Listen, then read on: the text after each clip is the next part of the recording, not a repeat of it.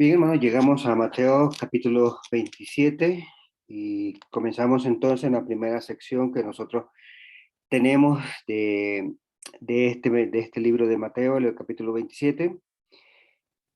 El título de la lección sugerido es El remordimiento y suicidio del traidor. El propósito de esta lección es que nosotros podamos aprender de las lecciones importantes para nuestra vida espiritual. A manera de introducción, podemos, del relato que nosotros encontramos en el libro de Mateo, en el capítulo 26, en el versículo 9, donde se hace Mateo registra el comentario diciendo porque este perfume podía haberse vendido a gran precio y el dinero haberse dado a los pobres. Bajo el relato encontrado en Mateo, se nos indica que fueron todos los discípulos quienes hablaron de esta manera en cuanto al beneficio económico que se le podía encontrar o lograr a este perfume. Pero cuando nosotros revisamos el texto paralelo encontrado en Juan, Juan nos identifica completamente lo diferente en el sentido de que fue Judas quien, quien se expresó de esta manera y Juan revela la actitud o la debilidad que él tenía, que era en cuanto a que era ladrón. Si vemos durante el siguiente episodio que encontramos en Mateo 26, versículo 25, cuando Jesús le dice o le indica lo que estaba próximo a realizar, donde le dice Jesús, Judas, el que lo iba a entregar, dijo, ¿acaso soy yo, Rabí? Tú lo has dicho, le contestó Jesús.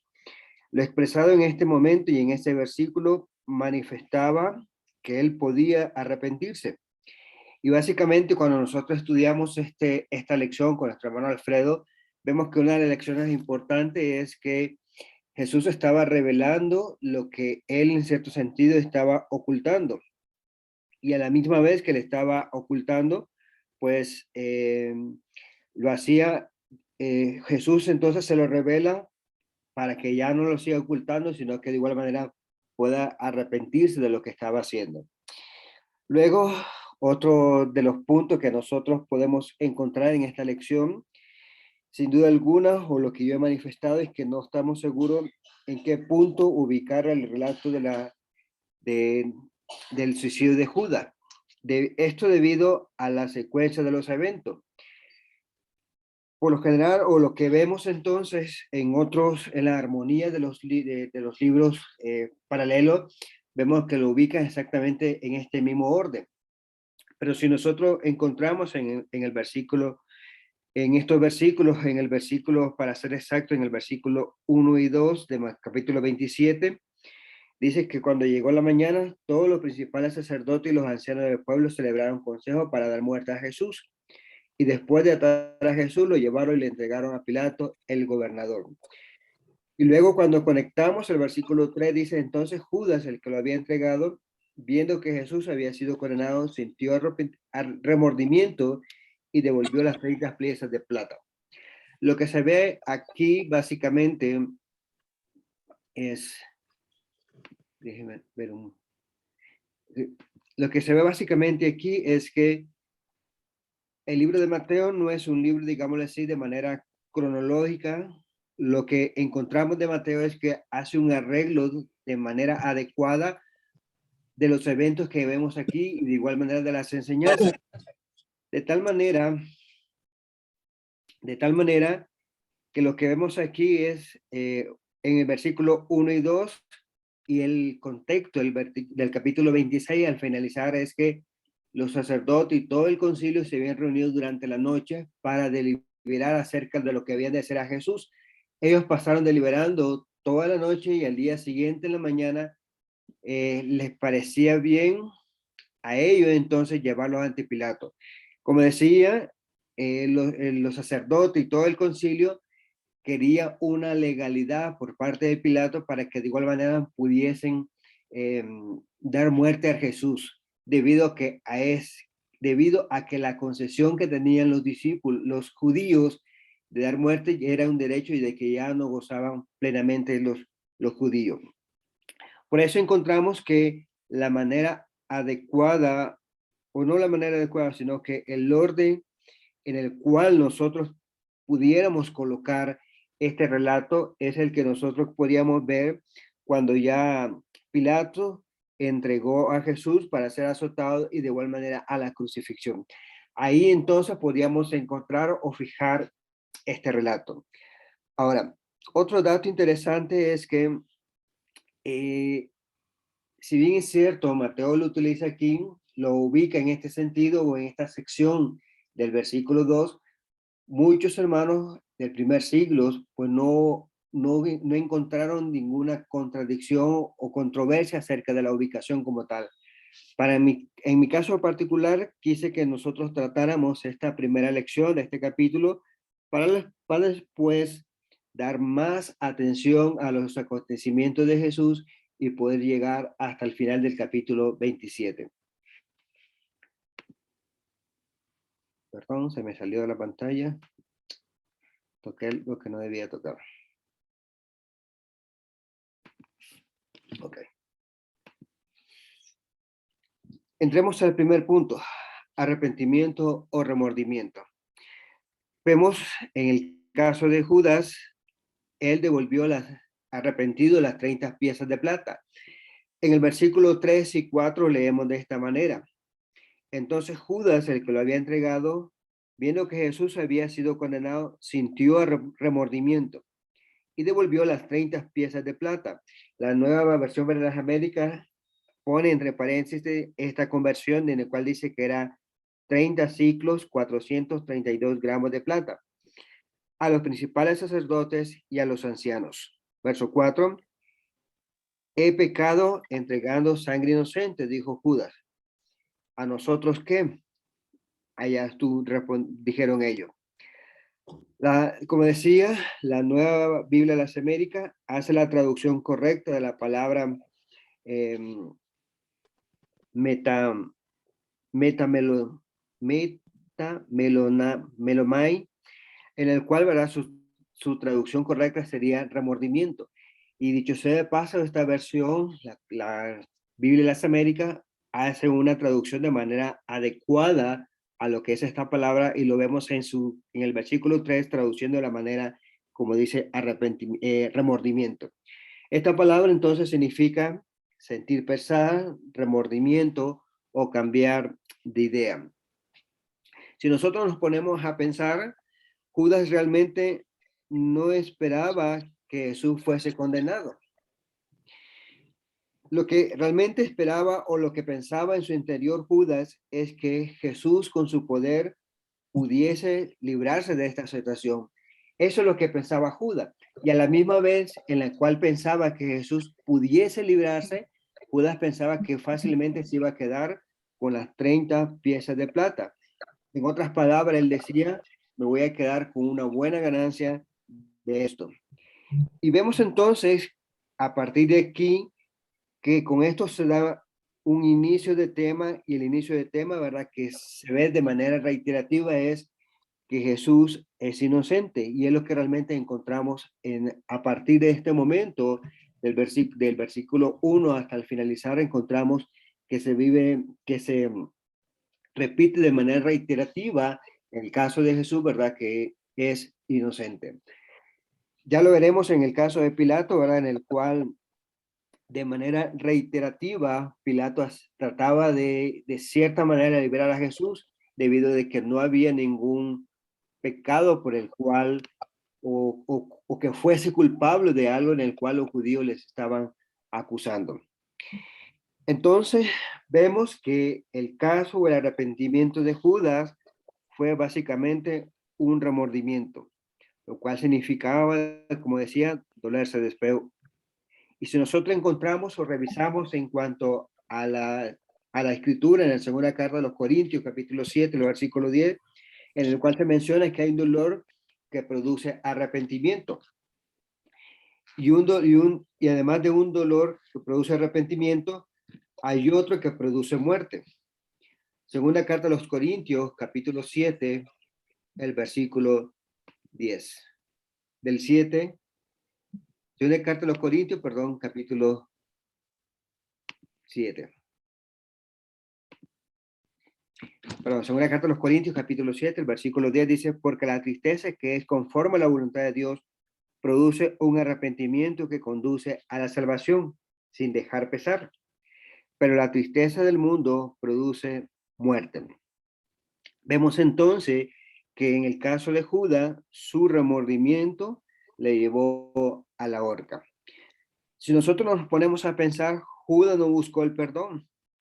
Tal vez él creía que su acto era tan despreciable que creyó que no podía concedérsele ninguno.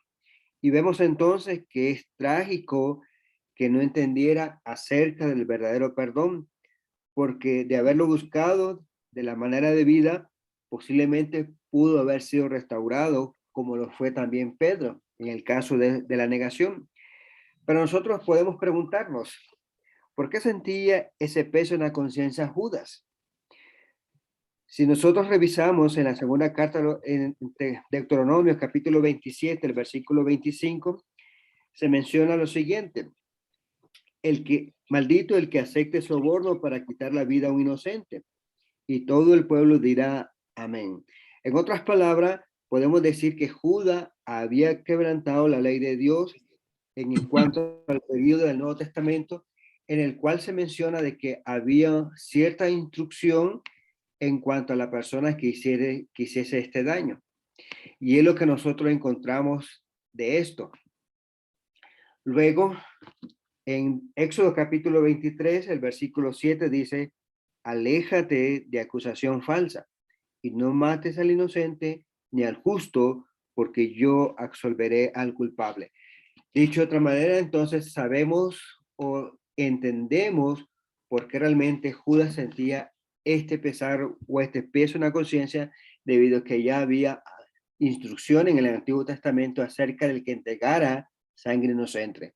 Por eso encontramos en el versículo 4 que dice, he pecado entregando sangre inocente. Desde este mismo instante y de esta misma revelación que encontramos de Judas, él sabía de que Jesús era inocente, sabía exactamente de que los cargos que le estaban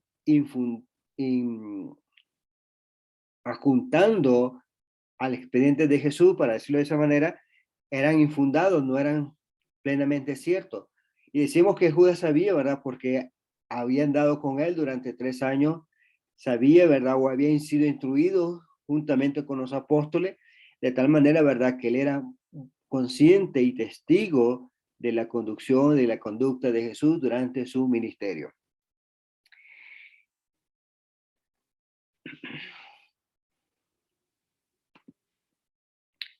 Vemos también que Judas reconoció de la manera más completa entre los principales sacerdotes que él había pecado. Y no solamente que había pecado, sino que dice que había entregado persona inocente. Y vemos entonces la actitud de Judas.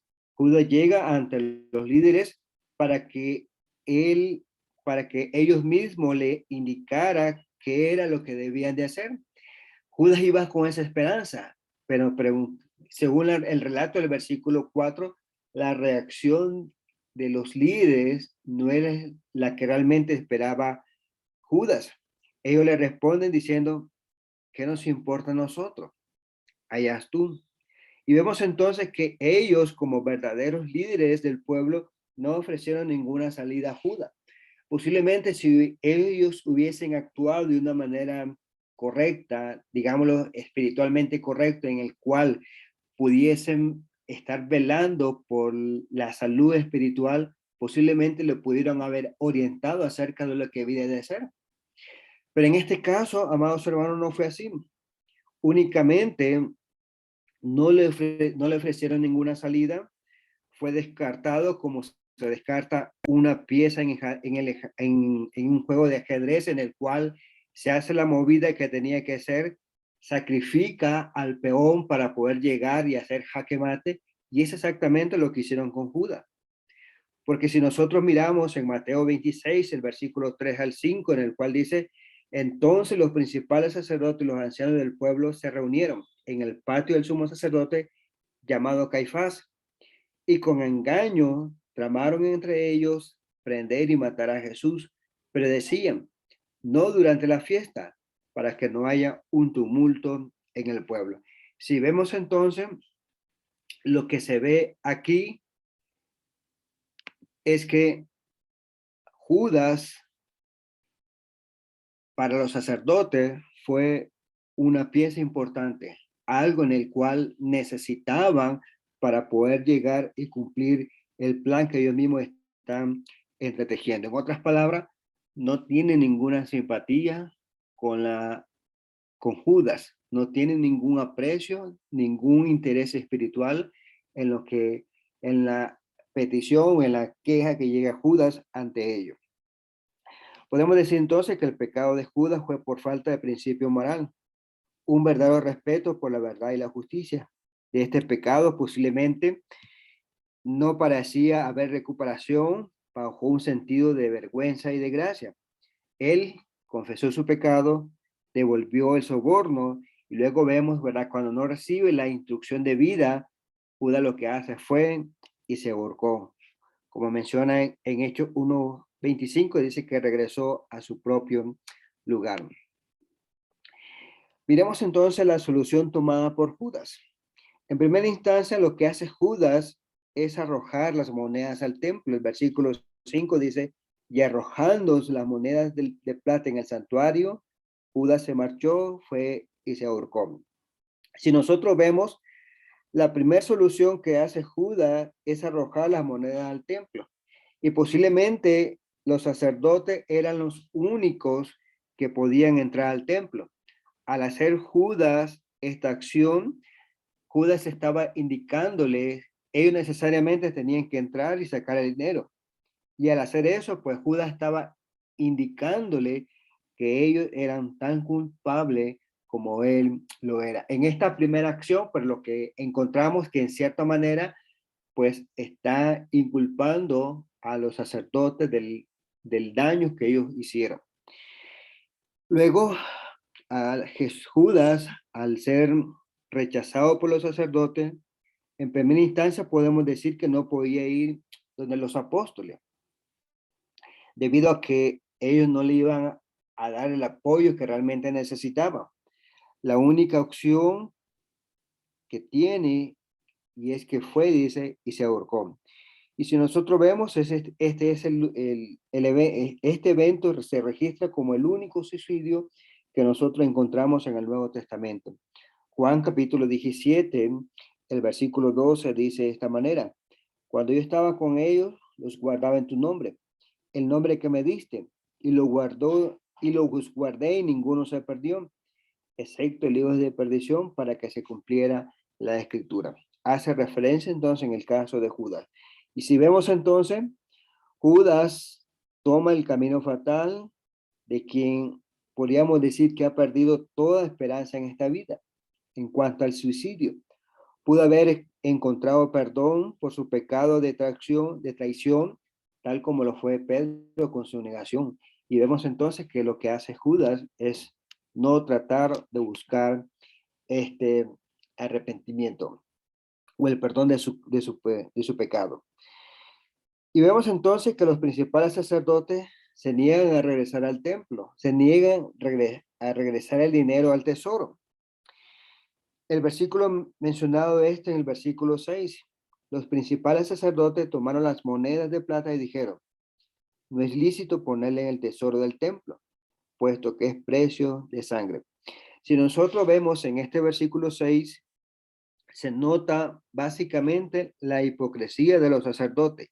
Y vemos entonces que en ella es transparente, porque ellos dicen, no querían contaminarse con el precio de sangre, a pesar de que ellos mismos habían pagado ese precio para que Judas traicionara al maestro.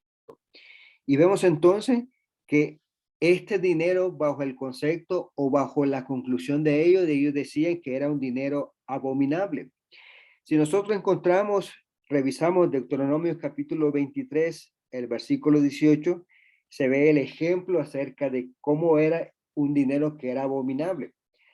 Deuteronomio 23, 18 dice, no traerás la paga de una ramera ni el suelo de un perro a la casa del Señor tu Dios para cualquier ofrenda votiva.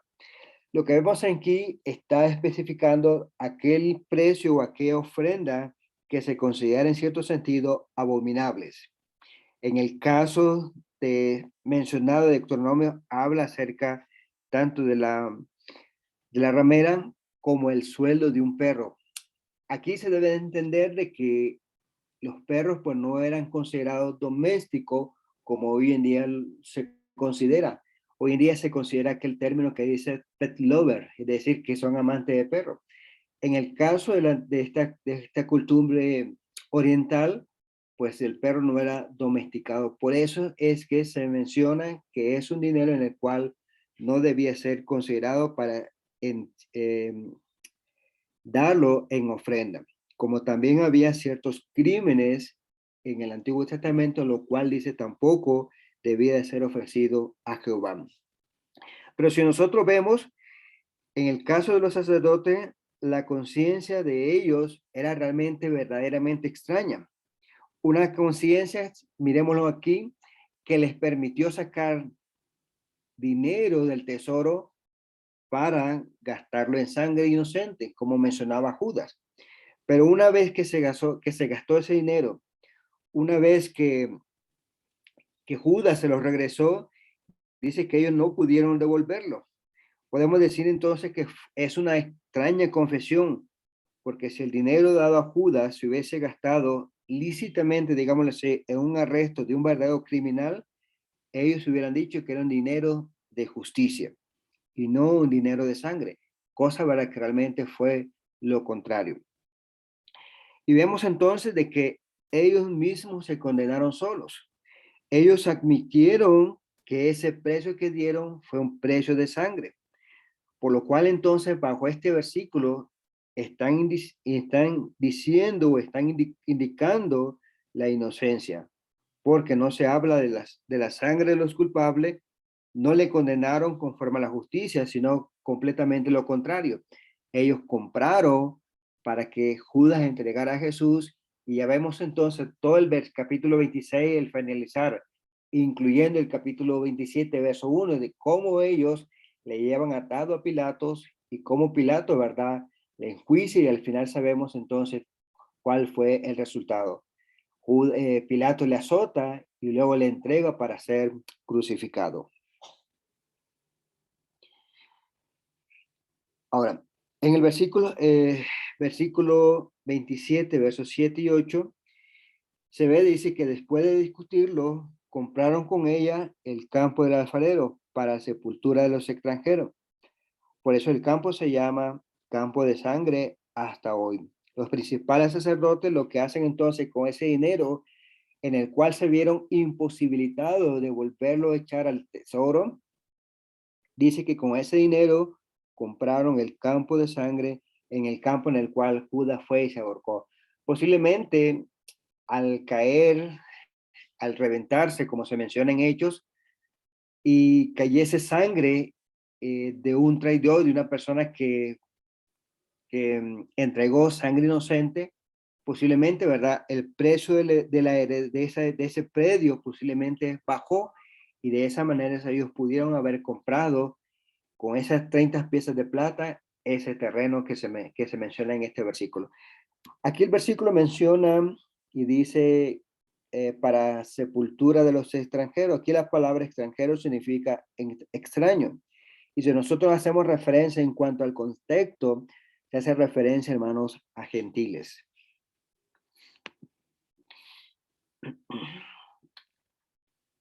Luego, podemos preguntarnos, ¿qué estaba indicado en las profecías?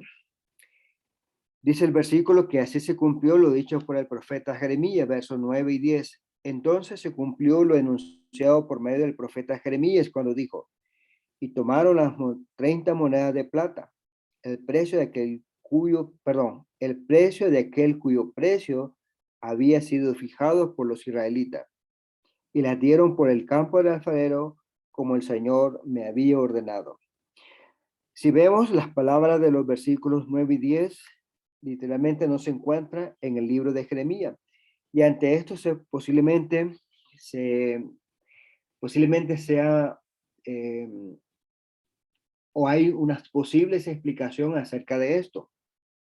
porque las palabras que nosotros encontramos en el libro de Mateo 27, versos 9 y 10, es la que nosotros encontramos en Zacarías capítulo 11, el versículo 2 y 13. Y le dije, si les parece bien, denme mi paga, y si no, déjenla. Y pesaron como mi salario 30 monedas de plata. Entonces el Señor me dijo, arrójalo al alfarero, ese magnífico precio con que me valoraron. Tomé pues las 30 monedas de plata y las arrojé al alfarero en la casa del Señor.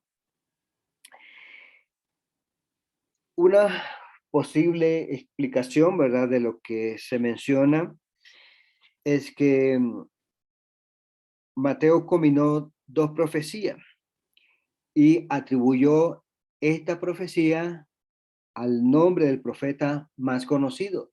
Y el nombre del profeta más conocido en este caso era Jeremías en virtud de Zacarías.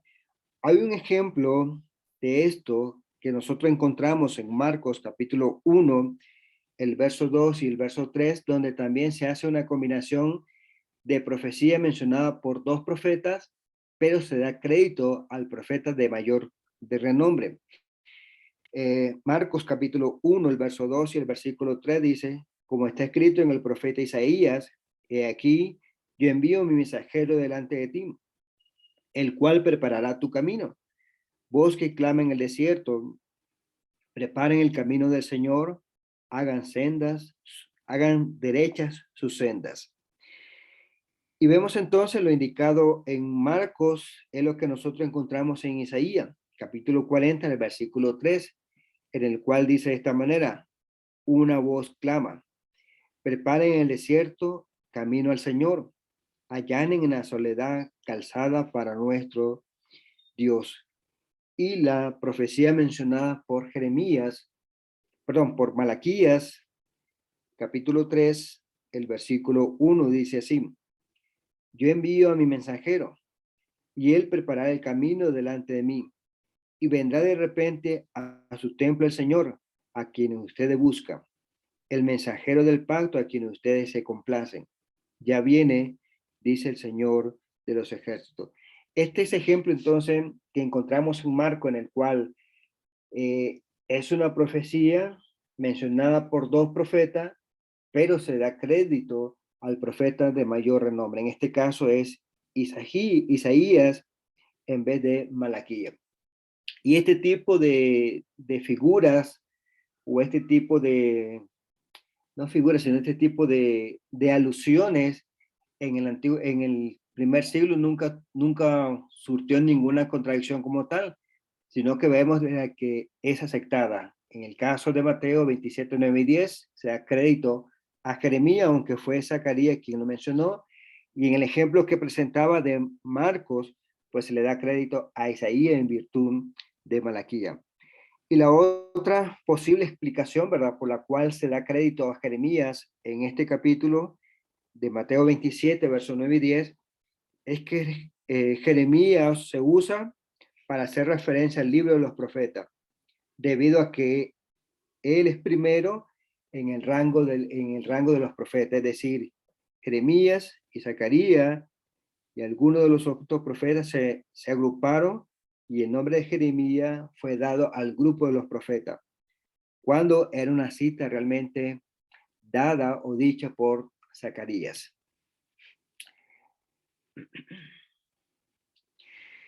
Quisiera, hermanos, que pudiésemos encontrar o lograr las lecciones importantes de esta lección. La primera lección que nosotros podemos encontrar es que la avaricia puede destruir nuestra alma. En el caso de Judas, que también, ¿verdad?, se menciona como apóstol, para que se desviara y vendiera a Jesús, realmente fue por su avaricia. Y vemos entonces que las citas, y vemos entonces en el caso de Mateo 26, verso 14 al 16, en el cual dice entonces uno de los 12, llamado Judas Iscariote, fue a los principales sacerdotes y le dijo, ¿qué están dispuestos a darme para que yo les entregue a Jesús? Yo le pesaron 30 monedas de plata. Y desde entonces Judas buscaba la oportunidad una oportunidad para entregar a Jesús. Si vemos entonces, Judas pensaba que posiblemente Jesús pudiese librarse de este arresto. Y él pensaba que fácilmente pudiese ganar esa plata. Y vemos entonces que la avaricia, el amor al dinero, fue el detonante en el cual su vida como tal terminara digámoslo así, en un colapso. Porque lo que vemos en Mateo 27, en el cual dice que Judas fue y se ahorcó después de arrojar las 30 piezas de plata, vemos, ¿verdad?, que su destino fue trágico. Así como este ejemplo, la avaricia también nos puede destruir cuando nosotros ponemos en primer lugar en nuestro corazón en vez de Dios, puede destruir nuestra vida espiritualmente, como lo fue en el caso de Judas. La siguiente lección, ¿verdad?, que nosotros podemos encontrar o lograr esta lección, posiblemente el pecado, o no posiblemente, sino que el pecado puede ser agradable a la vista. En el caso de Judas, Judas miró agradable o una ganancia fácil de ganarse las 30 piezas de plata. Pero si nosotros vemos, sus consecuencias fueron desastrosas. Mateo registra, ¿verdad?, de que él fue y se ahorcó. Y vemos entonces de que para Judas sí había opción para el arrepentimiento en el caso de confesar su pecado. Si estos líderes religiosos, cuando llegó Judas a buscarle, hubiesen actuado de la manera correcta, le hubiesen orientado como verdaderos líderes en velar y cuidar el alma espiritual, posiblemente la historia fuese otra y no hubiese incurrido en una decisión fatal para él, en la cual dice la escritura que fue y se ahorcó. Quisiera algo más para considerar y algo más para considerar es lo que es algunas posibles controversias que nosotros encontramos en el caso de Judas, y en el cual algunos críticos han dicho de que esto se percibe como posibles contradicciones entre la Biblia misma, en el caso de que encontramos de Mateo y Lucas. En primer lugar, lo que nosotros vemos es que Mateo indica que los sacerdotes fueron y compraron el precio y compraron el predio, eh, compraron el terreno con las 30 piezas que Judas arrojó al templo. Pero en el caso de Lucas, cuando hace referencia a este mismo evento, Lucas dice de que fue Judas quien lo adquirió. Esa es una eh, posible contradicción que nosotros encontramos. La siguiente, ¿verdad?, la que nosotros vemos es que Mateo dice que Judas fue y se ahorcó, lo que vemos en Mateo 27:5. Pero cuando nosotros leemos en Lucas, lo indicado por Lucas en Hechos, capítulo 1, el versículo 18, en el cual dice, pues, con el precio de su terrible infamia, adquirió un terreno, y cayendo de cabeza se reventó por en medio, y todas sus entrañas se derramaron. Esa es la otra posible controversia que nosotros encontramos, contradicciones que nosotros encontramos tanto en la versión de Mateo como en la versión de Lucas. Y luego lo que vemos en el tercer punto que yo pude encontrar, que Mateo indica que el campo fue llamado campo de sangre porque se compró con dinero de sangre, mientras que Lucas dio a entender que recibió ese nombre por la sangre que se salpicó cuando el cuerpo se cayó y se reventó. Tenemos que tener en cuenta, amados hermanos, de que la Biblia no se contradice, y estas aparentes contradicciones encontramos en la misma Biblia la respuesta. Dicho de otra manera, podemos decir que toda la Biblia es escrita por una misma mente. Y si es escrita por una misma mente, entonces sabemos entonces que no hay contradicción entre ellas. Y estas aparentes contradicciones pues tienen su explicación. En primera instancia, podemos decir que las contradicciones que encontramos en cuanto a que los sacerdotes compraron el terreno y Lucas dice que fue el mismo Judas, podemos decir que los sacerdotes fueron los que compraron el campo con el dinero de Judas, que técnicamente fue una compra hecha por él y de esa manera pues el terreno pasó a ser suyo. Entonces esto no es, pues tiene su explicación, no es una contradicción que nosotros encontramos. La siguiente es que lo mencionado por Mateo es correcto. Mateo menciona que él fue y se ahorcó. Tenemos que tener en cuenta, ¿verdad?, de que para el caso de los judíos, les era, por cuestiones de leyes morales, pues no podían tocar un cuerpo debido a que se contaminaba.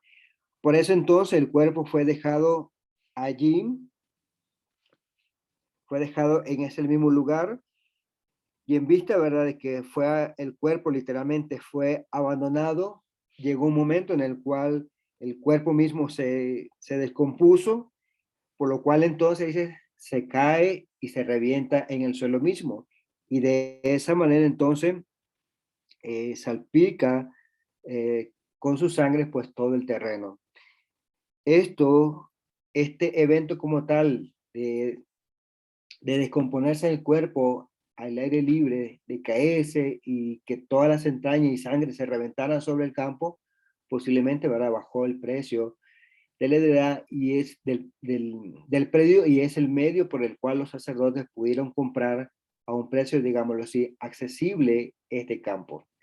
Y la tercer posible contradicción que nosotros, o se ha mencionado a lo largo de la historia es que lo que se ve es que hay dos razones por la cual la propiedad se llegó a llamar campo de sangre. Una la da Mateo, en el cual dice que, sí, una la da Mateo, en el cual dice que fue comprado con se compró con dinero de sangre, y la otra razón que la que da Lucas es que recibe ese nombre debido a la sangre que salpicó el terreno. Entonces vemos que ambas explicaciones entonces son aceptadas como tal. Bien, amados hermanos, gracias por la oportunidad que me han permitido de poder llegar y estudiar esta primera lección del capítulo 27 de Mateo.